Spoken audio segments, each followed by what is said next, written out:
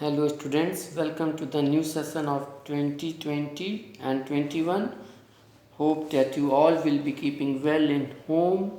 Hope you all have downloaded Arogya Setu app on your mobile phones and have washed your hands before coming to general knowledge class. Today I will teach you the first chapter of general knowledge. The name of this chapter is flood management. So let us start with this chapter. Take out your books so that we can begin with this chapter. So in this chapter deals with flood. Now the very first question comes is, what is a flood? Flood is the overflow of water that submerges land, low-lying areas, you can say, that is usually dry. And flooding occurs due to overflow of water from water bodies such as river, lakes or oceans. Now, the definition of flooding in the book is given as it is an extraordinarily dangerous natural calamity that has the potential to take away a complete town, wash away the town, coastal areas in few hours, say even to few days. So now the very first question comes is, what is natural calamity? It is written, it is the natural disaster, hazard, you can say, like cyclones, volcanic eruptions, earthquakes that affects the environment and causes loss of human lives, financial conditions become poor and so on. So now flooding happens mostly due to momentous rainfall, that is the rainfall that occurs suddenly and when the natural water courses do not have the capability to hold excess water. That is, you can say that the rivers cannot hold the extra water, they don't have capability, so that these rainwater comes into the low lying areas, overflows and comes into the floods are not always caused by heavy precipitation in coastal areas. The seas and the oceans are responsible for the flood due to cyclones, anticyclones and tsunami. Tsunami, you can say, it is a earthquake under the sea. Now, following, there are some reasons due to which flood can occur, and these reasons that causes floods are, first reason given is global warming. So now the question comes is, what is global warming? You can say that global warming is the increase in average temperature of Earth's surface due to rise in greenhouse gases like carbon dioxide, methane, when the temperature of the Earth increases, and this is one of the main reason for the flood to occur. The second reason is heavy and continuous rain which causes flooding. These rains, heavy rain causes flooding of low-lying areas. The areas becomes waterlogged. These rainwater unable to be drained properly into the river or into the big gutters due to poor drainage system, you can say. In the same way, the third main reason for the flood is overflowing rivers. The rivers coming, when the rivers come from upstream area in which the heavy rainfall have taken place, then these rivers, while moving from upstream to downstream course of action, moves in from the plains into the hills, low-lying areas of the hills of the plains and causes flooding. The fourth reason, you can say, is broken dams.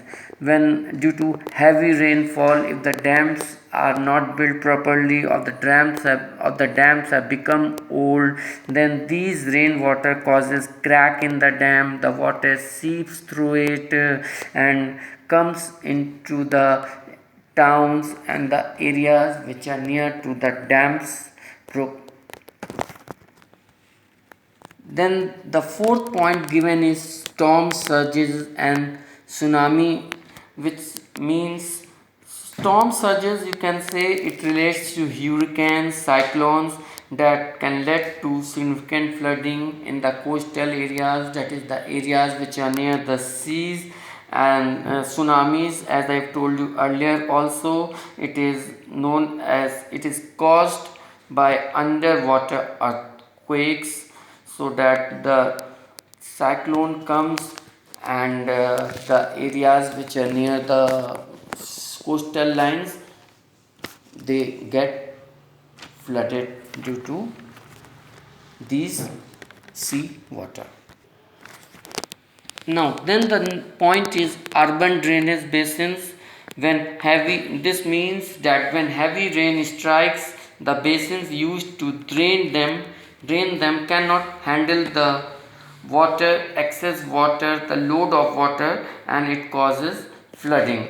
So this is the another reasons for the flood, urban drainage basins. And there are, you know that there are big pumps in particular areas, say in Allahpur, those students who live in Allahpur, if you have read the newspaper also, then in those areas big pumps are installed, and these pumps drain the excess water into the river, because Allahpur area is the area which is below the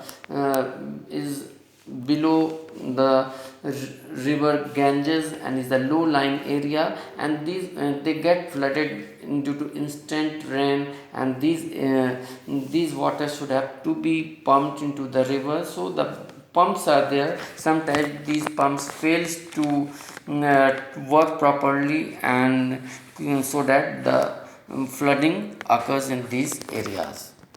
Then comes lack of vegetation, when there are no plants and trees to stop water from running off, which causes flooding.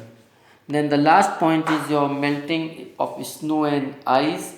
When snow melts, this means that when snow melts on the mountains, the rivers in upstream gets flooded with extra water, which causes flooding in the downstreams in the plains, and is one of the main reason for flooding of rainwater into the low lying areas in the plains. Now the topic given is flash flood. How flash flood occurs? So the very first question is, what is flash flood? So flash flood is the rapid flooding of low lying area caused due to heavy and sudden rain associated with thunderstorm and hurricanes. It washes away the entire village areas, towns, causes landslide in hills, and for flash flood is also, you can call in Hindi as Badal Fatna. And if you remember, in I think in 2015 the flash flood came in Uttarakhand and caused a huge destruction of life and property when you took and now, according to the book, the diagram is given how flash flood occurs. If you will go through the diagram given in figure given on page 7 in your book, it is clearly given that when heavy rain falls onto waterlogged ground, these water cannot percolate inside into underground, and when rainfall cannot soak in, it runs down into the river, and these river rises dramatically and burst into the banks, flooding valleys and flows. These are heavy rains which the rivers cannot accumulate into itself and causes flash flood. Example I have already told you before, the flash flood of Uttarakhand, which came in Kedarnath and Badrinath and washed away the entire town and population. Now, On the second page, measures are given, preventive measures and precautionary measures which one should follow those who are living in the low-lying areas at the time of flood, or that is when the flood comes. So, what are the preventive measures given? It is given that turn off all the electrical appliances along with gas and water connection, because when you will not switch off your electrical appliances, chances are that you can be electrocuted due to the current coming in water. Then the second point given is pack a 36-hour emergency survival kit. This means that all the important necessary medicines, food stuff should be there, money should be there, ATM card, your mobile charger, mobiles and all such type of things should be there. Be ready should be kept in some bags and be ready, so that in case evacuation is there, you can immediately leave the place and can come to some safe place. Then the third point given is, if you have an upper floor, move all your valuables from the basement or ground floor. So in case the water in flood comes into the low lying areas in your ground floor, then you can move your valuables, furnitures, and you can immediately shift to the upper first floor or even the second floor, so that you may be safe from flooding. I remember that one of my friend in Rajapur area, he lives, and every year, since those who are coming from Rajapur area, they must be knowing that Rajapur is a low-lying area near river Ganges. So one of my friend always, in the monsoon time, when the flood comes, he shifts away all his furniture in advance before the flood comes to his first story, because his ground floor always gets flooded with water. Now, in the same way, the fourth point is sanitize your drains, downspouts, catch basins, and gutters. Whenever flood occurs, the flooding occurs, there is always the menace of diseases to occur, cholera to break, mosquito menaces there, dengue occurs, and so on. So the drains should be sanitized and gutters should be sanitized in this way. So in this way, we should take care of all these things and measures, preventive measures, to prevent damage from the floods. Now, the last point given is be calm and listen for evacuation. Boil water. We should drink boiled water. We should always boil the water and drink that water which is free from diseases. And alternative advisories come from authorities, government authorities, local administration. We should follow them, their advice, just as we are following right now. We are staying in our home during corona crisis, wearing masks. So whatever the local administration tells, we should always follow their advices, which for our well-being, and especially those who live in low-lying areas which are prone to floods. Apart from these preventive measures, there are some other measures you can take, like avoid building in flood prone area. When you know that that particular area flood comes in particular area every year, then what is the use of buying buildings, even if you are getting in at low cost, less amount you have to pay, but you should avoid building in flood prone area. The government has also made policies that you cannot build anything near the river bank 1 kilometer, 500 meters to 1 kilometer before near the river bank. You cannot even build any building, you cannot put up. Then another measure which you can take is that you should always buy flood insurance policy, so that in case there is any loss in furniture or any other property of your house, the insurance authorities can pay you if you have flood insurance policy. Then you should construct the barriers also.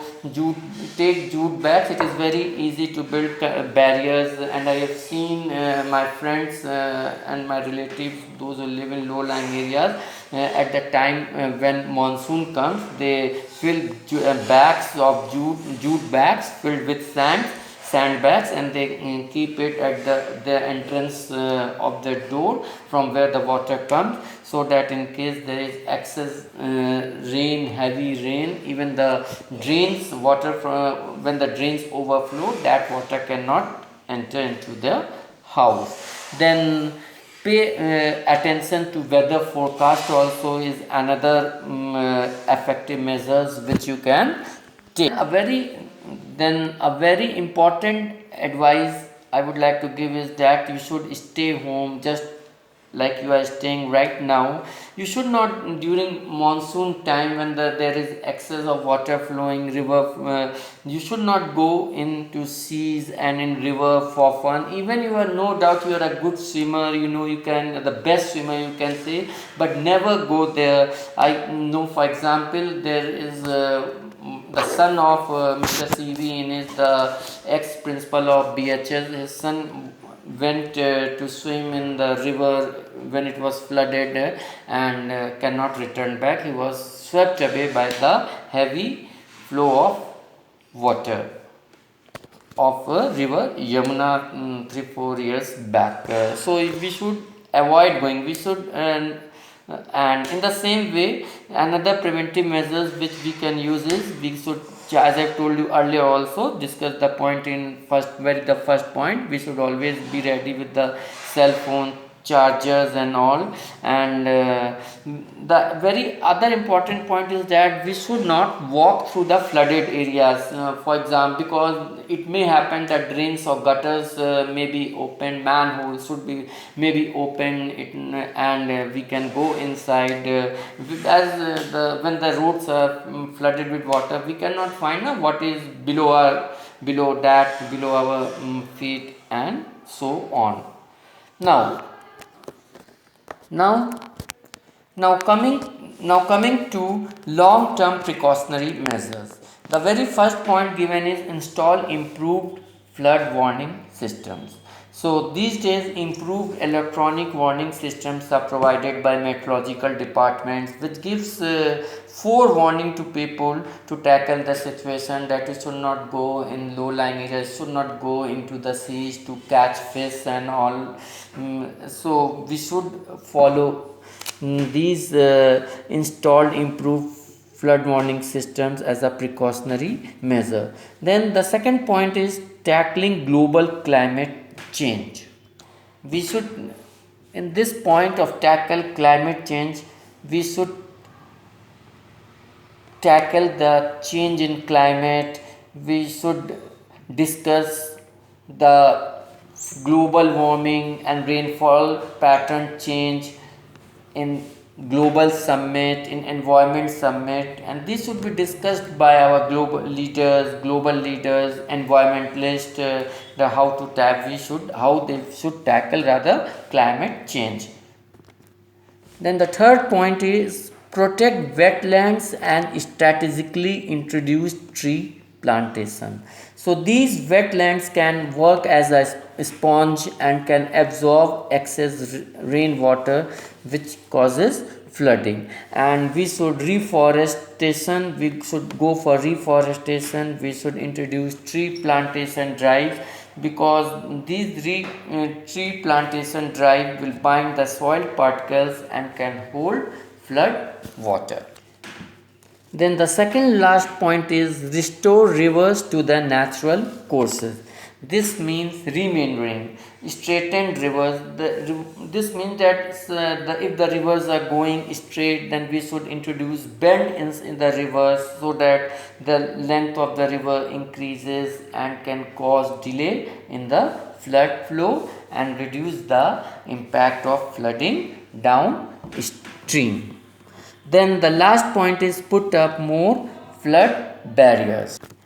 So putting up more flood barriers means that we should introduce embankments, dukes, bunds, as the precautionary measure so that the flood water of the rivers cannot enter into the towns, into the cities, into the low-lying areas.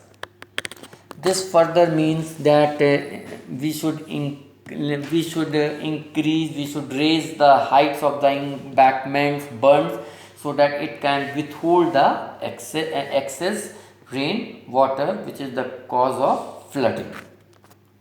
Now, at the end of this chapter, I would like that you all should note down the important questions that can come from this chapter, like what are the reasons due to which flood can occur, then what are preventive measures you will take to prevent damage from floods, then what are the long term precautionary measures which you should take from to prevent flooding.